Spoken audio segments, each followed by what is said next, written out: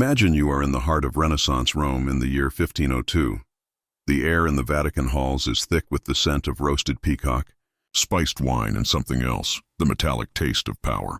A wedding is taking place, a union of staggering political importance.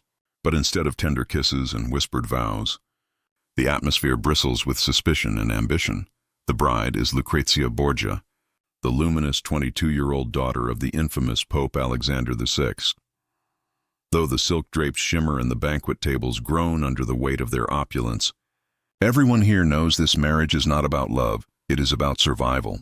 And before this night is over, her marriage bed will be turned into a public stage, her body into a piece of living evidence, and her most intimate moments into a cold political treaty. This is the story of how a woman's greatest public humiliation became the crucible in which she forged her power. A tale so disturbing, so unforgettable it will haunt you. The groom, Alfonso d'Este, heir to the powerful Duchy of Ferrara, stands at Lucrezia's side. Though his armor gleams, his face is pale. He understands he is not just marrying a beautiful young woman.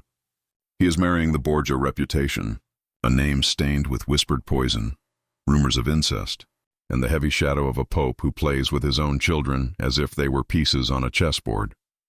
Lucrezia herself is a veteran of her family's ambitions. Already twice married and twice discarded, her name has become shorthand for scandal across the Italian peninsula. Historians still argue whether she was an innocent pawn in her family's brutal rise or a calculating co-conspirator. But on this night, she wears a gown of cloth of gold, pearls stitched like frozen tears across the bodice, and she smiles with the practiced serenity of someone who knows her. Every glance is being measured, judged, and recorded. The alliance is crucial. The Borgias, a Spanish family seen as outsiders in Rome, crave the legitimacy that a union with the ancient house of Este can provide. Ferrara, in turn, desires the Pope's vast treasury and political protection. But beneath the embroidered banners and feigned pleasantries lies a grotesque requirement, a condition born of paranoia and past failures. The marriage must be proven in the flesh before witnesses. This was not a mere medieval custom of displaying bedsheets. This was something far stranger, far more invasive. Select witnesses would attend the consummation itself. This, the Este family claimed, was the only way to seal the pact and ensure the alliance was unbreakable. The Borgias had every reason to demand such a spectacle. Lucrezia's first marriage to Giovanni Sforza had collapsed when her own family, seeking a more advantageous match, accused him of impotence, a public humiliation so profound that Giovanni was forced to sign a confession under threat of death. Her second marriage to Alfonso of Aragon, a man she reportedly loved, ended in blood. He was stabbed to death on the Vatican steps, and all of Rome gossiped that her father and her ruthless brother, Cesare, had arranged the assassination. Now, with Alfonso d'Este, there could be no doubt, no whispers of barrenness or fraud that could be used to annul the marriage later. The alliance had to be guaranteed with a form of proof that was absolute and undeniable.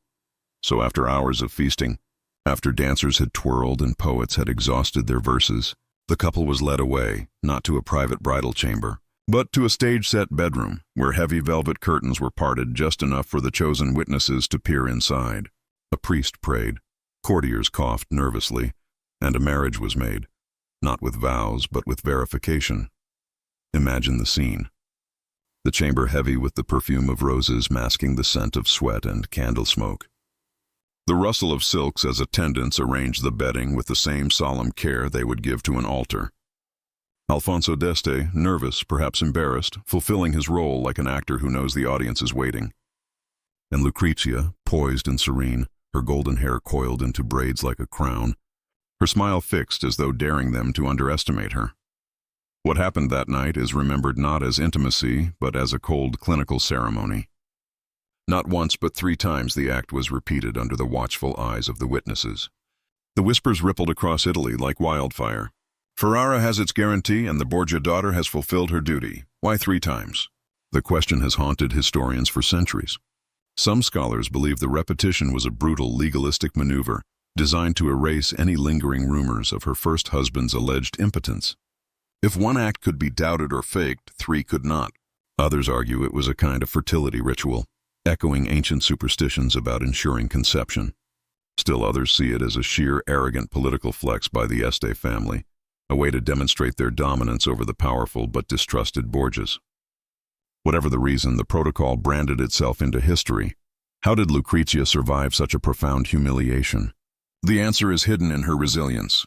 After the ordeal, she did not retreat into silence or shame. Instead, she emerged smiling, radiant, and more composed than ever. Within days, she was writing letters dripping with charm to her new in-laws, cultivating favor. She began weaving alliances within the Este court, turning eyes away from the gossip of the bedchamber and towards admiration of her wit, her generosity, her grace. The very protocol that might have broken another woman became her crucible. In that room, stripped of all privacy, she learned a lesson that would define her reign. Humiliation can be turned into leverage, and weakness can be forged into a weapon. As Lucrezia journeyed to her new home in Ferrara, the story of her wedding night had already begun its slow, scandalous march across Italy. In the Rome of Pope Alexander VI, nothing was private. Every gesture was scrutinized. Every bedroom moment was fodder for negotiation. But Ferrara was a different world. It was not a city of brazen debauchery, but a more refined stage where Renaissance humanism flourished. Scholars debated Aristotle and painters brushed color into frescoes that still dazzle art historians today. Yet beneath that cultured surface, politics pulsed with the same venom. Lucrezia understood she was walking into a lion's den. She was not simply Alfonso d'Este's wife. She was the Borgia reputation incarnate, the rumors of poison vials hidden in her rings, the unsolved mysteries of her brother Cesare's shadowy assassinations, the bizarre history of her annulled first marriage and murdered second husband. She carried all of it like invisible luggage into her new home. What is fascinating is how she handled the scrutiny. Instead of shrinking, she leaned into it. She became a living performance. When courtiers gathered, she dazzled them with grace, offering witty remarks that hinted at a deep scholarship. She mastered the art of generosity, gifting silks and jewels not as charity, but as strategic tools, tokens that bound the recipients into her network of loyalty. And when the topic of her scandalous wedding night surfaced, as it inevitably did, she never flinched. She met every smirk with an unnerving poise, as though daring her audience. Yes, you witnessed my body, and now you will witness what I become. Her patronage of the arts became a key part of her strategy. Ferrara's chroniclers, who obsessed over domestic details, described her magnificent banquets, sugar sculptures shaped like mythological creatures, candied fruits imported from the East, even bizarre dishes like gilded peacock. These feasts were not just entertainment, they were stagecraft, reinforcing her image as a woman of refinement who could turn scandal into splendor. She corresponded with Pietro Bembo, one of Italy's most celebrated poets, and their letters filled with longing phrases and delicate wordplay blur the line between political alliance and personal affection. Whether it was a true romance or a literary performance, the image endured. Lucrezia as muse, patron, and strategist, her influence reaching beyond politics into the very heart of Renaissance culture. And yet behind the performance, the shadows remained. Her letters reveal a private loneliness, a yearning for trust in a world where everyone was an audience. Did she ever resent the Este family for orchestrating her humiliation? Did she dream of a life unmeasured by fertility charts and political whispers? The chronicles give no answer. What remains is this paradox. The marriage bed that stripped her of her dignity also became the foundation of her authority. A duchess forged in spectacle who learned that in a world where everyone is watching, control is not found in privacy, but in performance. The years rolled forward, and what began as a grotesque performance in a bridal chamber evolves into something no one expected. Lucrezia Borgia, the pawn of popes, becomes a power in her own right. When Alfonso is away at war, it is Lucrezia who governs Ferrara, issuing decrees in his name, calming unrest and ensuring the duchy's survival. In 1509, when Ferrara faced a French invasion, Lucrezia acted as the chief intermediary, leveraging her papal connections to soften blows that could have destroyed her new home.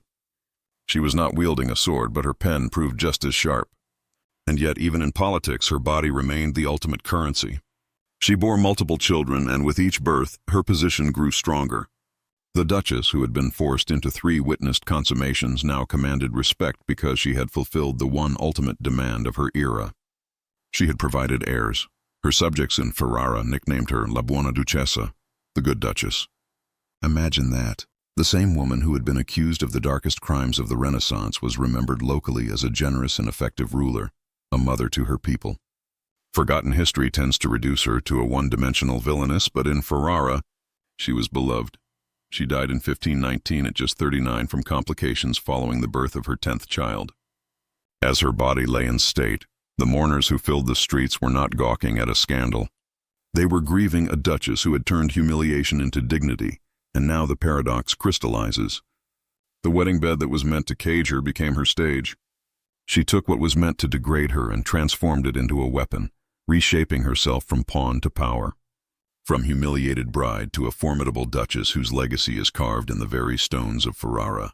The lesson lingers long after the torches dim. Power often emerges from humiliation, strength from survival, and history remembers those who find a way to turn spectacle into sovereignty.